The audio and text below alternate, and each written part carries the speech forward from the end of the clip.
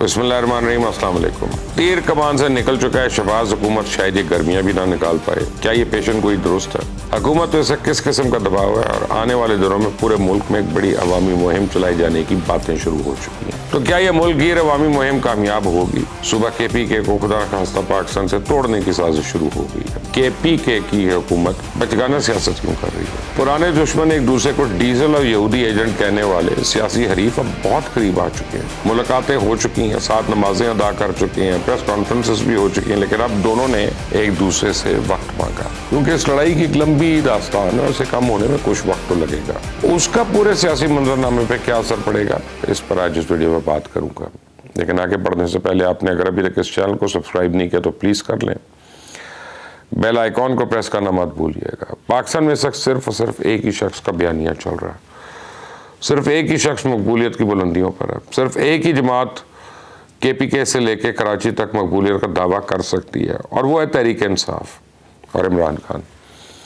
अब आप इसको इमरान खान की कामयाबी कहें या फिर दूसरी सियासी जमातों की नालायकी कहें, लेकिन हकीकत यही है। मसलन हमाद अजहर जो काफ़ी अरसे के बाद मंजर आम पे आई हैं, उन्होंने एक पेशन गोई की है। वो कहते हैं जी एक पेशन गोई तो मैंने इलेक्शन से पहले की थी कि PTI का टिकट लेने के लिए लोग लाइन लगा के खड़े होंगे तो PTI भारी अक्सर से जीतेगी, और वही हुआ, PTI जीत गई।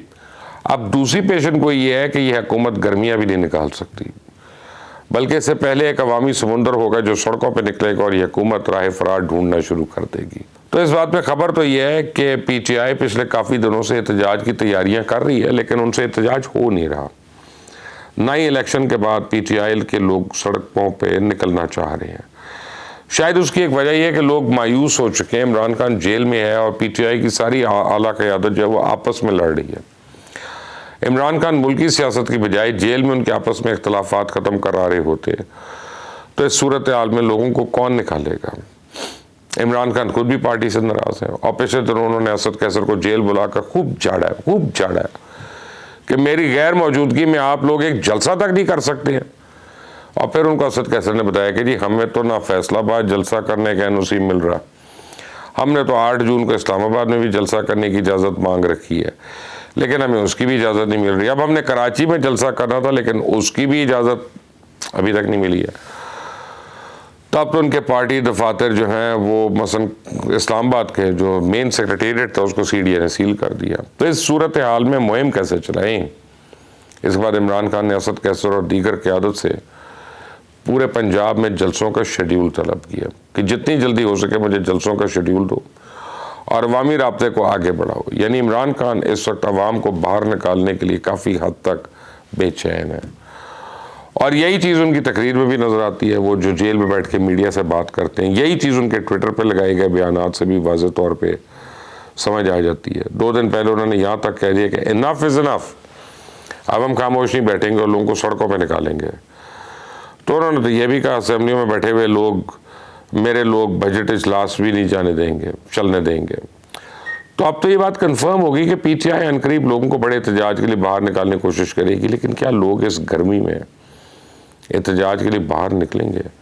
अभी तो हीट वेव शुरू हुई है, आने वाले दिनों में दर्जा हरारत जो है पता नहीं कितना बढ़ना है, इसकी भी पेशन गोई है। तो इस गर्मी में ना तो लॉन्ग मार्च हो सकता है, इंटरेस्ट में कोई धरना भी नहीं हो सकता। तो हुकूमत पर अगर दबाव की बात करें तो हुकूमत तो इस वक्त भी दबाव मौजूद है, और उसकी वजह हमें नज़र भी आ रही है। मोहम्मद बिन सलमान ने कुछ दिन पहले पाकिस्तान आना था, वो अभी तक नहीं आए। उनसे पहले इनके 2 दौरे कैंसिल हो चुके हैं। तो मोहसिन नकवी सऊदी सफ़ीर को भी मिल चुके हैं, उन्होंने भी मोहम्मद बिन सलमान के दौरे की बात की। उसके बाद वज़ीर ख़ारजा इसहाक डार ने भी सऊदी वज़ीर ख़ारजा को फ़ोन किया और MBS के दौरे की बात की, लेकिन अभी तक दौरे को दूर तक उसका नज़र नहीं आ रहा कब हो रहा है। फिर 2 दिन पहले शहबाज शरीफ जब ईरान गए थे तो वहाँ से वापसी पर वो मुत्तहिदा अरब इमारात गए। वहाँ के अमीर ने उन्हें $10 अरब की यकीन दहानी कराई। लेकिन लोगों का सवाल है कि वो सरमायाकारी आखिर पाकिस्तान में आएगी कब, किस सूरत में आएगी, ये अभी तक वाज़ेह नहीं हुआ, क्योंकि पहले भी इस तरह की तो बड़ी यकीन दहानियाँ होती रही हैं। दूसरी तरफ IMF भी कड़ी से कड़ी शर्त लगा रहा है। गैस और बिजली के नर्ख आने वाले दिनों में तो मज़ीद बढ़ जाएंगे।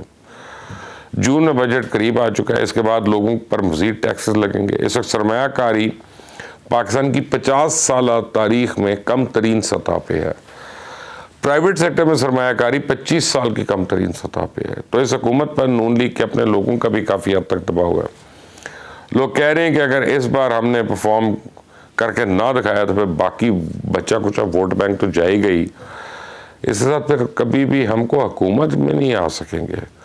तो अंदरूनी और बैरूनी दोनों तरह से चैलेंजेस इस वक्त शहबाज शरीफ के कंधों पे मौजूद हैं। लेकिन इस सारी सूरत हाल के बाद ये भी कहना कबल उस वक्त है कि हुकूमत की अवामी दबाव की वजह से छुट्टी हो जाएगी। खैबर पख्तूनख्वा की अगर बात करें तो उसके वज़ीर आला अली अमीन गंडापुर यानी काफ़ी एक्सट्रीमिस्ट किस्म का मुजाहरा कर रहे हैं। जब से वज़ीर आला बने ऐसा लग रहा है कि खुदा न खास्ता KPK और पाकिस्तान में पता नहीं कितनी दरार है। कोई तीसरा अजीब सा बयानात दे रहा है जिससे पाकिस्तान के ताल्लुकात ख़राब ही रहते हैं। बहरहाल हर रोज़ कोई ना कोई ऐसा बयान होता है जिससे साबित करने की कोशिश की जाती है कि उन पर जुल्म हो रहा है। बहरहाल अब आज जो लेटेस्ट मुलाकात हुई है अली अमीन गंडापुर की मोहसिन नकवी से, उसके बाद लगता मुझे ये है कि बर्फ़ पिघली है और ये हालात अब ज़रा बेहतरी की तरफ जा रहे हैं वहाँ पे। उसके बाद आप याद करें KP के गवर्नर फैसल करीम कुंडी के साथ अली अमीन गंडापुर की लड़ाई शुरू हो गई।